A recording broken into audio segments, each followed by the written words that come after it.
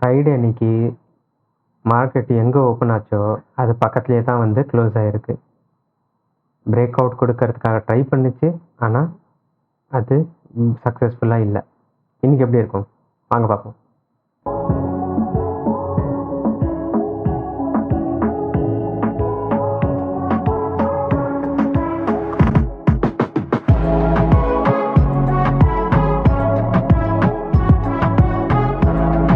சரிப்பாங்க, நம்ம first recap பார்த்துக்கலாம் என்ன ஆகிருக்குன்னு சொல்லிட்டு. ஃப்ரைடே அன்றைக்கி மார்க்கெட்டு கொஞ்சம் தான் கேப் டவுன் ஓப்பன் ஆச்சு. ஆனால் அங்கேருந்து சப்போர்ட் எடுத்துகிட்டு திரும்பியும் இந்த 47,783 லெவலில் ரொம்ப இம்பார்ட்டன்ட் சப்போர்ட்டாக இருக்குது. அது சப்போர்ட் கொடுத்துருக்கு. லாஸ்ட்டு 1 2 3 4 5 டைம்ஸுக்கு இது ஈஸியாக சப்போர்ட் கொடுத்துருக்கு.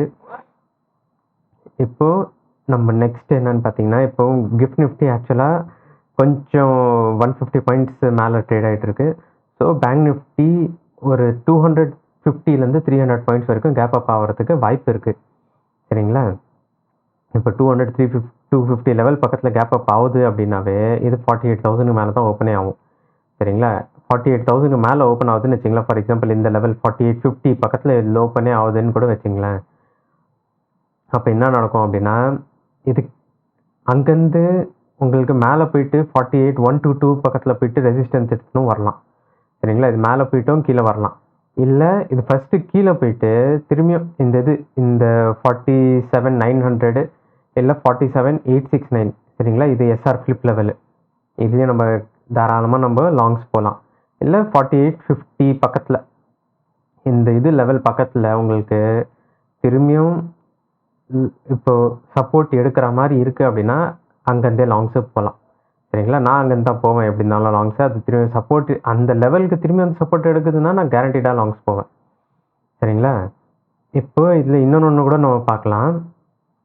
இது எப்படின்னா இந்த லெவல் 47,740 சரிங்களா?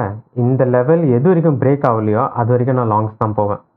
ஷார்ட்ஸுக்கு நான் போக மாட்டேன்.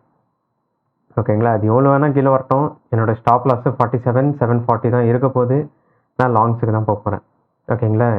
இதில் இப்போ அதான் ஃபஸ்ட்டு டார்கெட்டே நம்மளுக்கு 48,000 வரும். கீழேருந்து ரிட்டர்ன் மேலே போகும்போது 48,000 சஸ்டெயின் பண்ணுது அப்படின்னா அடுத்த டார்கெட்டு நம்மளுக்கு 48,096. அதுக்கப்புறமா 48,122. இது தான் 1 ஹவர் லெவலு. இந்த 1 ஹவர் லெவலில் ஏன் இம்பார்ட்டண்ட்டுன்னா லாஸ்ட் டைமு இது பிரேக் அவுட்டு இது கொடுக்கறதுக்கு ட்ரை பண்ணுச்சு, ஆனால் கொடுக்க முடியல இதால். சரிங்களா? ஸோ அதனால் இந்த லெவல் ரொம்ப இம்பார்ட்டன்ட் 48,122. அதுக்கு மேலே போச்சு அப்படின்னா 48,248, 48,305, 48,381, 450, 500, அப்புறமா ஆல் டைம் ஹை 46,366 தான் ஆல் டைம் ஹை. சரிங்களா? இதில் பார்த்தீங்கன்னா இந்த டாட்டட் லைன்ஸ் போட்டிருக்கேன். இந்த டாட்டட் லைனை வந்து அது தொட்டுச்சுனாவே அடுத்த லெவலுக்கு போகிற மாதிரி இது அர்த்தம். சரிங்களா? ஏன்னா எல்லாம் மேக் ஆர் பிரேக் லெவல்ஸு. அந்த லெவல் இப்போ சுத்தமாக ஒரு பாயிண்டில் இல்லை 0.1 பாயிண்டில் கூட தொடலனா கூட அடுத்த லெவலுக்கு போகிறதுக்கு ரொம்ப ரொம்ப கஷ்டம். சரிங்களா? அது தொட்டுட்டு கீழே வந்துச்சுன்னா கூட நம்ம தைரியமாக லாங்ஸுக்கு போகலாம்.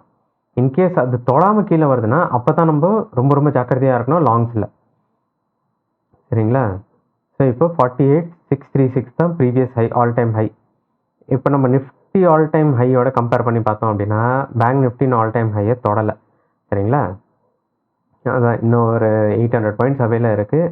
800 பாயிண்ட்ஸ் எனக்கு ஃபஸ்ட்டு என்னை பொறுத்த வரைக்கும் அது ரீச் ஆகும்னு நான் நினைக்கிறேன். அதுக்கப்புறமா 48,900 வரைக்கும் கூட போகிறதுக்கு வாய்ப்பு இருக்குதுன்னு எனக்கு தோணுது. இன்ஃபேக்ட் என்னோடய டார்கெட்ஸ்லாம் பார்த்தீங்கன்னா 50,000 பக்கத்தில் கூட போகணும்.